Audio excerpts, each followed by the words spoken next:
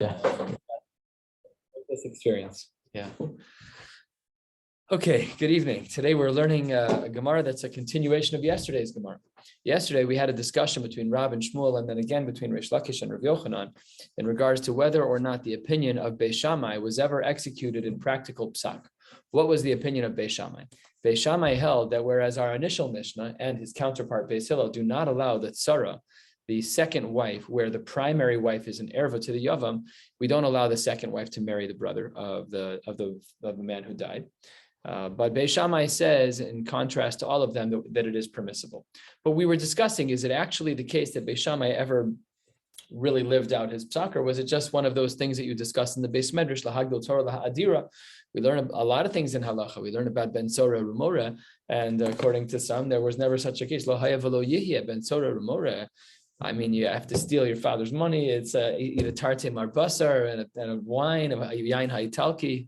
It's not so pasha. So was Beis Shammai all theoretical, or was he actually poskening that way? So we're going to see basically 10 cases or so tonight, 10 mini comments on this, and then the daf will be over.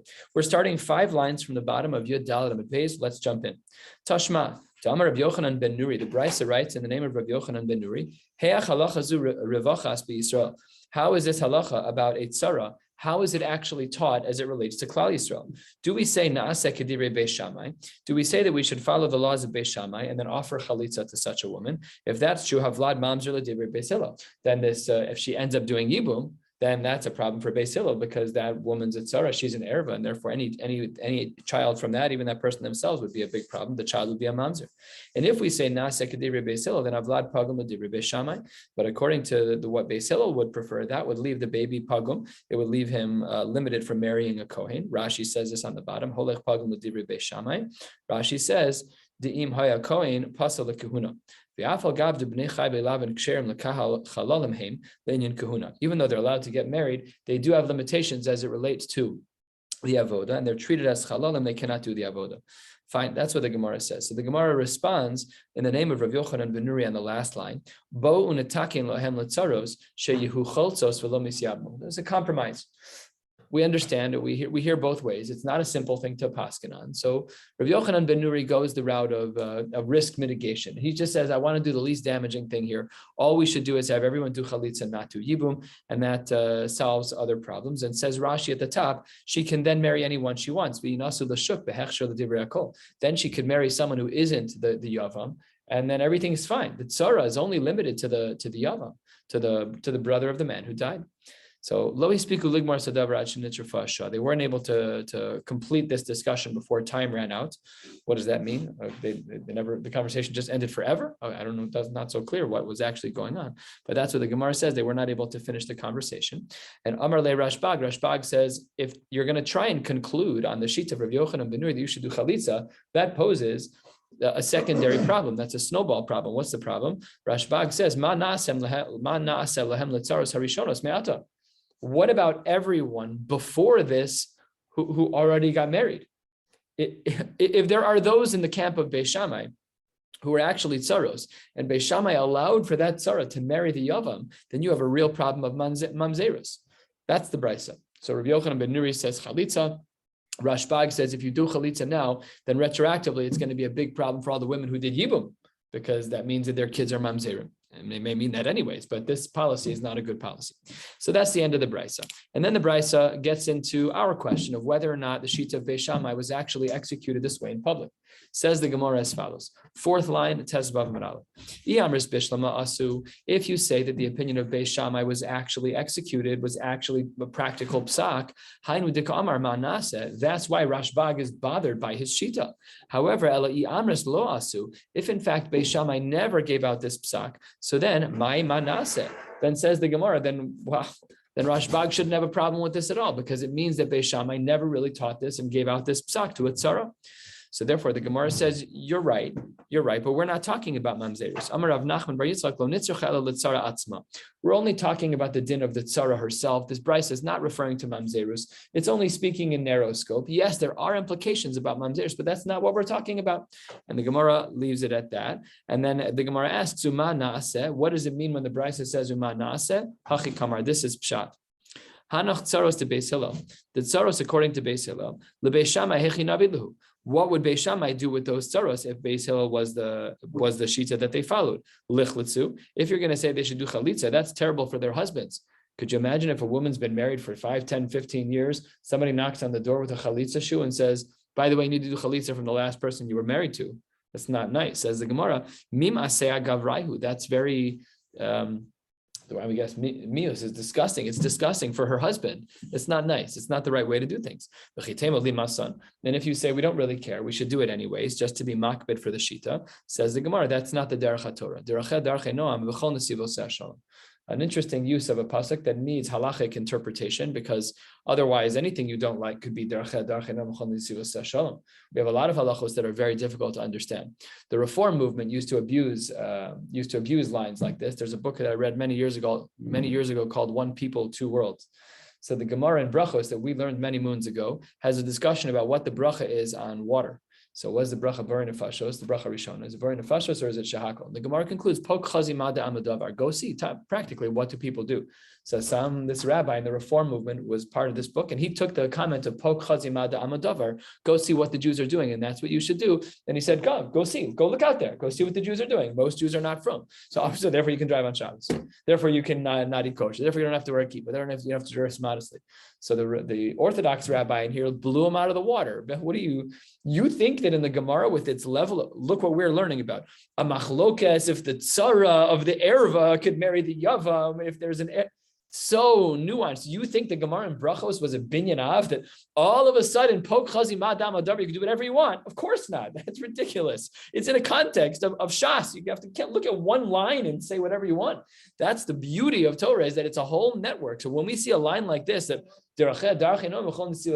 it's beautiful, but its application is very subtle and very carefully chosen. It doesn't apply wherever we want. It applies wherever Chazal put it. Next case. Tashma Damar Rabbi Tarfon Ta'avani Masai Tavot Saras Habas Liadi Va'asaena. Not something you want to say out loud when everyone is alive and well. But Rabbi Tarfon was of the opinion. He says, Ta'avani, it is my desire. When will the time come when I can marry the tzara of my daughter? So what's the case? So let's say that Rabbi Tarfon is the father of a woman. The woman is married to Rabbi Tarfon's brother, and Rabbi Tarfon's brother also has another wife named Penina. So he wants to marry Penina. So that means that his brother has to die. It's not good. So says the Gemara, that implies that we employ the psak of Beis Shammai. Because if Rabbi Tarfon is saying that I'm able to marry my daughter's tzara, that means that a tzaras erva can marry a yavam. So says the Gemara, no, it's not va'asena that I will marry. It's va'asiyena, and I will get her married. I'll find her a shidduch. It's not for me. Says the Gemara, that doesn't sound right in the language. It says, I desire. Says the Gemara, you're right. It wasn't va'asiyena to get her married to others. It was va'asiyena that I could marry her, but it wasn't ta'avani like Yetzer Hara, she's beautiful and I want to be with her. It wasn't like that. But really, la'afu came with Rabbi Yochanan ben Nuri, just to make sure that everybody knew that we didn't paskin, as we started with today with the sheets of Rabbi Yochanan ben Nuri, to say that what we should do is we should have chalitza. He says, no, there is no chalitza in these cases. We don't paskin like that. Good. Next, we're about a third of the way down. Tesvav Miral Tashma. Ma'aseh bebito shel Rabban Gamliel. Sha'isa nesuah la'aba achiv umeis belo banim. The daughter of Rabban Gamliel was married to Rabban Gamliel's brother. Rabban Gamliel's brother's name was Abba. So Rabban Gamliel sha'isa nesuah la'aba. His daughter was married to Abba achiv, and then Abba, the brother of Rabban Gamliel, died without children. V'yiben Rabban Gamliel es tzarasa. Very similar case. Rabban Gamliel married his daughter's tzara. Says the Gemara of Tizbara. Does that make sense that Rabban Gamliel would do that? Rabban Gamliel mitalmidei Beis Shammai. You're going to tell me that Rabban Gamliel was a Talmud of Beis Shammai? That's for sure not true. Ella, says the Gemara, and now we have to weave and stitch together two sugyas we've learned, the one we're learning and the one we learned a couple of days ago. Ella shiny bitol shel Rabban Gamliel de ailenis havoi. Remember what we learned a couple of blot ago, that when the daughter of, let's say in this case, it's who we're talking about, Rabban Gamliel's daughter is an islandess, she's infertile, she's not able to have children, there's no din yibum.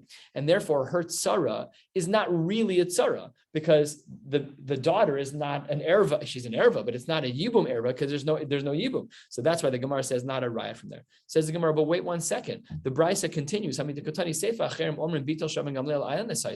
Because later in the Brisa there's a shita that says that Rabban Gamliel's daughter was an islandess. That implies Michlal, the Tanakama Savar, Lav islandess haisa. Says the Gemara that it seems to be that in the Reisha that she in fact wasn't an islandess, and if she wasn't an islandess, then she's an erva as it relates to Yibum, and then the tzara is a tzaras erva, and that should be aser. Says the Gemara, nope. There's a difference between these two cases. Hikir bavalo, hikir ba yikabenayu. There's a difference between when he found out that she was an islandess. In one case, when he married her, when hikir ba, when he knew that she was an islandess from when they got married, that's one problem. That's when the tzara is going to be asura. However, velo hikir ba, if he did not know that she was barren until they were already married and they tried for many years to have kids, then in that case, their marriage was mekchel mekach tos, and therefore the woman is not a tzara, and then it would be mutter. Another way to answer this case of the Reisha and the Seifa with the Reisha, which implies that Rabban Gamliel's daughter was not an islandess, and the Seifa where she was an islandess, says the Gemara, v'baisema kanei sul v'sov giresh ikabenai. It depends when the if a divorce took place before the death of the husband who died, and that Rashi articulates both sides of that. And that there's a difference between two shitas. Rashi highlights this as well. The difference between whether or not there's a tnai bia. What does this mean? It means that a couple can get married on condition that when they're together, if he sees that there's a flaw, some type of problem that would generate a mekach tos, then the tashma shemita was mutter, but retroactively they're not married. So that could be, for example, like Pesach pasuach matzasi, lo matzasi li besulim. These cases where we find out that a woman is taka and not a virgin, those are very problematic. Of course, we know in halacha that there's a principle called mukas eitz, where a woman could have been injured in such a way where the basulim was severed, and therefore there shouldn't be dam. And there are other nowadays. Is it nishtana hatvayim? I don't know, but there are plenty of cases that come up in regular psak halacha for young couples, where after a couple is intimate on the night of their wedding and she claims basulim, she's a basula, but there may not be any dam, and that may not be because she was mizana or anything like that. It could just be that she's not going to bleed from tashma shemita. Over the course of time, the basulim, the hymen can disintegrate, again, not disintegrate, but it can slowly wear away over time, and therefore that's not a problem anyways. But it doesn't matter. Halacha l'maisa, we assume that for a couple who's never been married, a woman who's a basula, so we assume that if they have tashma shamita on the night of their wedding, no matter what, she's treated as a nida until she finishes, gets into her next nida cycle and finishes bleeding. Okay, we're halfway down on Tes Vav Amud Aleph. Masiv Rav Mesharshia, Ma'aser Rabbi Akiva. Rabbi Akiva, we learned this Gemara a couple of times already. Shaliket esrog, he plucked an esrog be'echad b'shvat. And there's a machlokes in Maseches Rosh Hashanah as to when the time of Meiser is triggered. He tithed multiple times. Echad kedivrei Beis Shammai ve'echad kedivrei Beis Hillel. And what does this mean? It means as follows. We have to pay taxes every year. Everything between January 1st and December 31st goes on that year's taxes. So how do we do that with fruit? How do we do that with Meiser? So according to one sheet, that's Aleph Shvat. That's the sheet of Beis Shammai. Beis Hillel says that the date is Tu B'Shvat. So what if there's an animal that's born? What if there's fruit that's plucked on Beis Shvat? So that's the next year according to Beis Shammai, and that's the previous year according to Beis Hillel. And the Gemara here says that Rabbi Akiva held Beis Yisurin Echad K'divrei Beis Shammai ve'Echad K'divrei Beis Hillel. What does that imply? Shma Mina Asu. That implies that we maintain the shita of Beis Shammai because seemingly Rabbi Akiva had a chumrah, or held halachically. I don't know. It can't be halachically because there only can be one time. He had a chumrah to hold of both dates. So it seems like it seems like Beis Shammai has some ground to stand on. Says the Gemara, that's not correct. Rabbi Akiva didn't keep it out of chumrah. Rabbi Akiva Gemara istapekle. He wasn't sure who held what. He wasn't sure. V'lo yada Beis Hillel be'echad b'shvat amor o b'tesvav b'shvat amor. He didn't know who was who. So he was misupak what the din was. His mishnayos that he had in Shas were unclear. Whatever that means, he didn't know what the halacha was, so he kept both to be machmir. It's not a huge chumrah actually. What it means is that any animals that are born between Aleph and Tesvav are double tithed, or any fruits that are plucked during that time would be double tithed. Next, 3/4 of the way down, Masiv Mar Zutra, Maisa, there was a story that took place. Yalda kalaso shel Shammai Hazaken, and Shammai Hazaken's granddaughter had a child. And it was Sukkot time. And they removed part of the roof. And they put some schach on top of the roof above the kid's crib. Shma mina asu. Seems like we hold like the sheet of Beis Shammai. What is this talking about? Take a look at Rashi, just to our right, about 10 lines into before the wide lines in Rashi. Dibur hamaschil b'shvil katan. Desvira leila Shammai katan atzarech leimo chayev b'sukkah. We don't paskin that way. We paskin like Beis Hillel, that katan, what was the language? Sorry. That katan hatzarech le'imo we hold is pater misukah. So therefore, any child, certainly a little child, any child that's dependent on their mother, I think that's all of my children, even my bar mitzvah aged kids are dependent on my wife. They don't need me at all. But that's not what it means. It means a child is not out of the age of chinuch when they're fully dependent on their mother. But Beis Shammai held the other way. He said, no, that kid, that the dad has to grab the kids and bring them into the sukkah. So it seems that when Beis Shammai's daughter-in-law had a child and he removed part of the roof, it seems like they're following the sheets of Beis Shammai that katan hatzarech le'imo, that he holds it there chayav b'sukkah. So that's why the Gemara says Shema mina asu. Says the Gemara, no, that's not correct. He's just opening the sky roof. Hasam haro omer la'afushe avir kavid. He's trying to get a draft, so they open the door and they take off part of the roof just to get a breeze. But it doesn't. It's not very clear that there's any real holding of Beis Shammai. Next, Masiv Mar Zutra, Maise B'Shokes Yehu. There was some type of cistern called the cistern of Yehu, Shahaisa B'Yerushalayim, V'Hayisa Nekuva LeMikva, and there was a hole going from that cistern to a kosher mikvah. We learned about this where the water is nishika, the water is noshik, it kisses one another, namely that there's a connection of water from the cistern to the mikvah, which allows both places to be used as a mikvah. The chol taro shahai b'Yerushalayim nasan al gaba. All of the kalim that were used for taros were toveled there.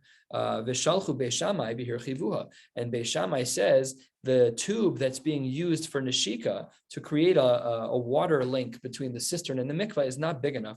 We need to make it bigger, and he made it wider because Beis Shammai omrim ad she tifchas beruba. It has to be that the wall that separates the cistern and the mikvah is the majority open, 51% open.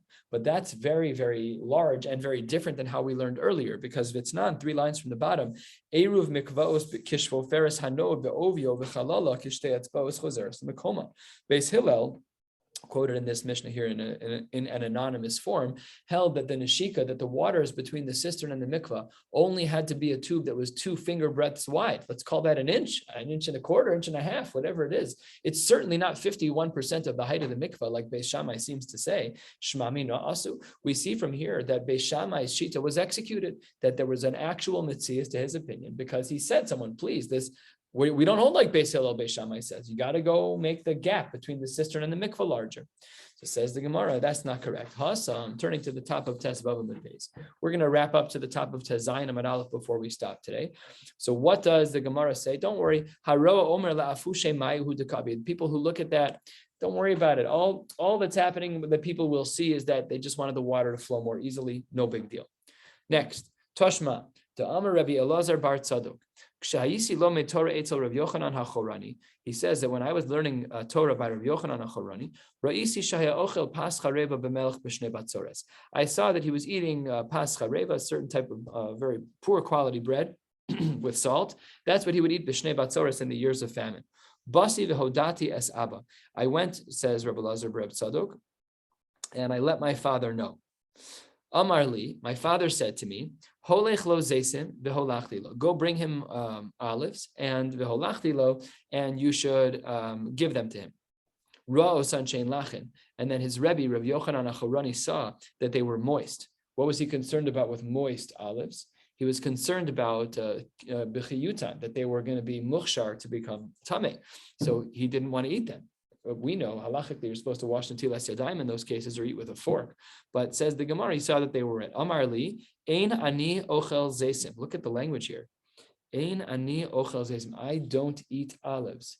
He didn't say what was the halachic concern, which is that I don't eat olives when they're wet because they're muchshar, to be tummy. He said something different. There's a machlokes here in the Meforshim as to what this means. Does it mean that he's a Bal Midos and he didn't want to say the Metzias that they were wet and muchshar, and he thought that maybe Rav Tzadok wasn't a Talmud Chacham? Rabbi Elazar bar Tzadok, Tosfos deals with this a little bit on the top right, that maybe he wasn't such a Talmud Chacham. Of course he was a Talmud Chacham. In fact, he was a Kohen. So of course he knew the halachos of Tumah V'Tar like the back of his hand. So he didn't want to embarrass him. Others say, and apparently, I think in the Hesped of Rav Gedaliah Dov Schwartz, I think this story was told there. I can't remember where I heard it. I did listen to the Hesped on Zoom because it was during COVID, right? Rabbi Gedaliah Dov Schwartz. Before? During. So I think somebody told the story that when he was 12, young child, 10, 9, 10, 11, 12, somebody said that eating olives are kasha l'shikcha, and he never ate another olive again. So that's mashma here also. Listen to the language. He doesn't say, I don't agree with you. He says, Ein ani ochel zeisim, I don't eat olives. Anyways, the Gemara continues, Basi v'hodati abba, esab, I let my father know, says Rabbi Elazar bar Tzadok, that he doesn't eat olives. Now his father knew what Rabbi Yochanan HaChorani was thinking. Omar li, lech ve'emorlo, go tell him that chavis nekuva haisa, the barrel in which the olives were brought to you, was a barrel that had a hole in the bottom. Ela shestamu hashmarim, but some of the dredge, some of the little pieces of olives got stuck in the spigot, and therefore the water didn't drain out. What's going on over here? Says the Gemara Vitnan, there's a Mishnah. Chavis shel zeisim migul galim. If you have a large container of zeisim migul galim, it's olives that are crushing one another. There's just a lot of olives in there. Beis Shammai omrim ein tzricha lenakev, ubeis Hillel omrim tzricha lenakev.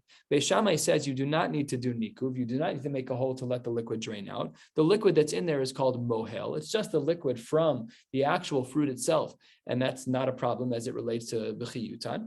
Masha'en kain Beis Hillel says tzricha lenakev. Let's take a look at Rashi. Rashi says over here, about 15 lines down from the top of the page, Dibur hamaschel ein tzricha lenakev. Beis Shammai says you don't need to make a hole. The mohel hayote min hazesim me peros hein be'enon machshirin.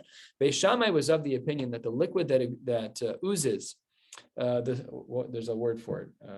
Can't remember right now. Exudes. There's whatever it's called. The liquid that emanates from the fruit itself, the mei peros, that's einan machshirin. However, as the next Rashi says, Beis Hillel holds tzricha lenakev. Shemohel is machshir, kishemen, like oil. The tzricha lenakuv. And in order to indicate that you don't want them to be wet with the mohel, with the mei peros, you have to make a hole in the barrel. Sheyetze hamashke lachutz legalui daite delo nichaleve. We know that the only time that fruit that is wet with one of the 7 liquids is problematic is when you want it to be wet.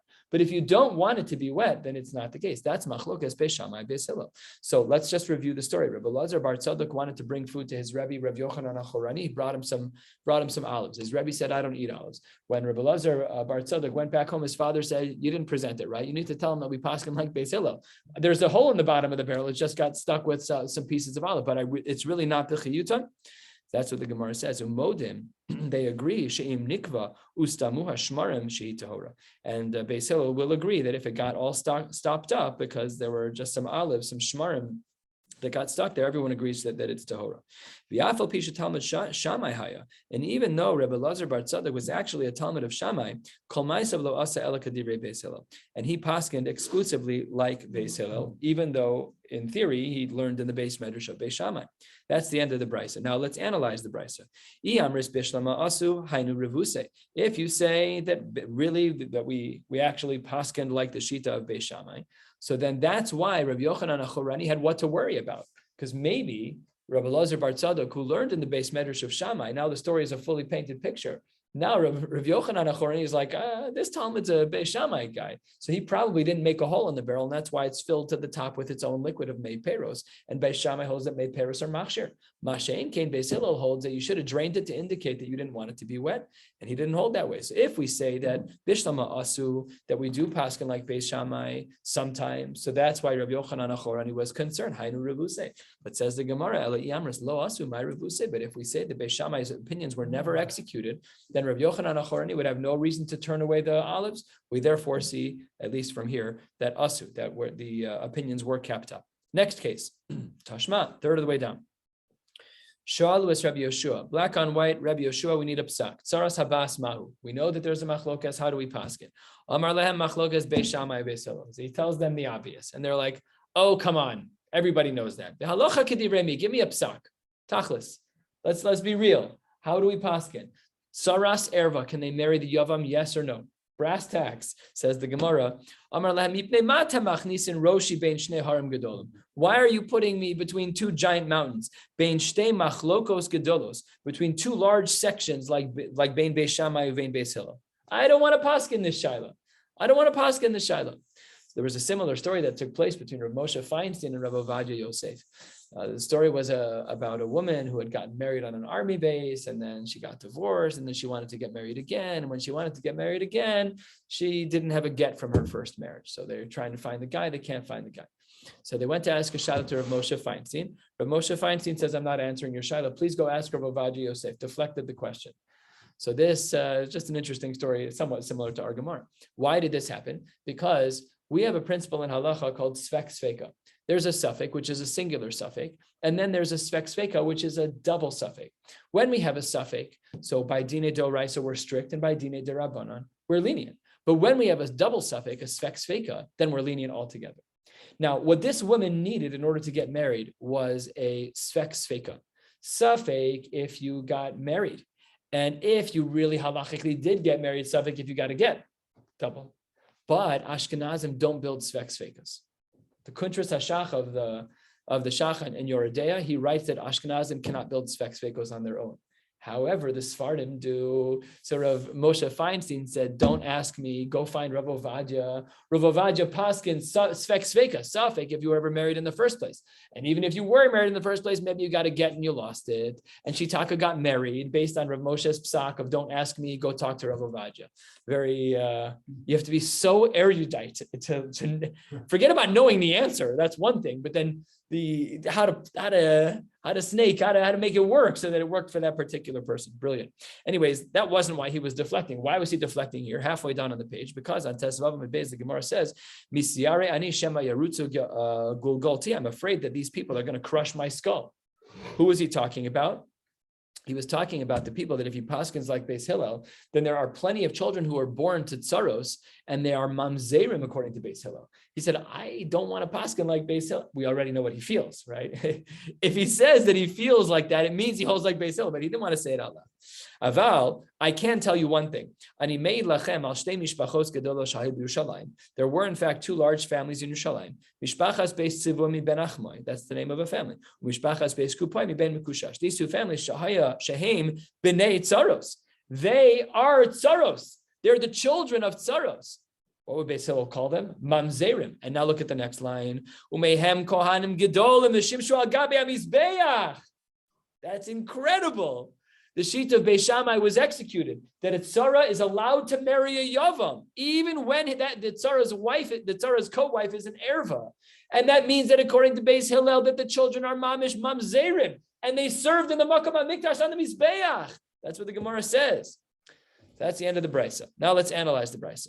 Now, if you want to say that Beis Shammai's opinion was taka executed, the psak was given out, that's why he said, I'm terrified, I'm afraid, because some people are like Beis Shammai and some people are like Beis Hillel. So if there are Beis Shammai Jews serving on the Mizbeach, and everybody says Rabbi Yeshua just gave out a psak that tzaras ervas bito, if the child's going to be a mamzer, the guy who's walking into the Beis HaMikdash this morning might be a mamzer. I don't want to be that guy. I'm not giving the psak. That's why he was misiare. But it only applies if the families of Beis Shammai actually kept this din, that a tzara is allowed to marry the yavam. Eli Amris lo asu. But if you want to say that no, Beis Shammai never really handed out this psak that a tzara is allowed to marry an erva, what does he have to be afraid of? Even these two families, it's a story. It's conceptual. It has to be that he actually handed out his psak. 2/3 of the way down Tesvav and Beis, the Gemara says as follows: not really. Unhi nami da asu. It may well be the case that it's asu, that they did keep their psak, but my misyare ani, what was he actually afraid of Rabbi Yeshua? Because Amar Rabbi Yeshua in mamzer ela mechayve misos bezin, because it only applies that mamzerus only applies under certain circumstances. So maybe that's not what he was afraid of. Says the Gemara, if that's true, nihinami de mamzer lo have, that okay, so maybe he's not a mamzer, but still pagum mihu have mikal v'chomer mi almana, but still the kohen would still be a pagum. The guy is working on the mizbeach today in his 4 garments of the kohen, and he's pagum. What's the kal v'chomer mi almana? Ma almana she'ein isura noheg bakol b'na pagum. Just like an almana who's not asura to everyone, her child is pagum. Zu, this tzaras bito, under the best of circumstances, if it's not a mamzer, at the very least, zu she'isura shave bakol, for sure the baby is going to be b'na pagum. That's for sure. Says the Gemara, okay, I understand, but you didn't answer my question. Kabau minei tzaros. I didn't ask you about the mamzerim. I wanted to know about the tzara themselves. Is the marriage mutter? Yes or no? The kapashi lebnei tzaras. You're answering me about the kids. I didn't ask you about the kids. Is the marriage between the tzara and the yavam allowed? Says the Gemara, Tarte kabayimine. It was really a double question. Tsaros mai.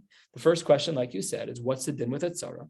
And the im tim salomar tzaros ke Beis Hillel. And if you want to say that the tzaros are like Beis Hillel, then b'nei tzaros to Beis Hillel Beis Shimon mahu. Then how would Beis Shammai treat those seeming mamzerim?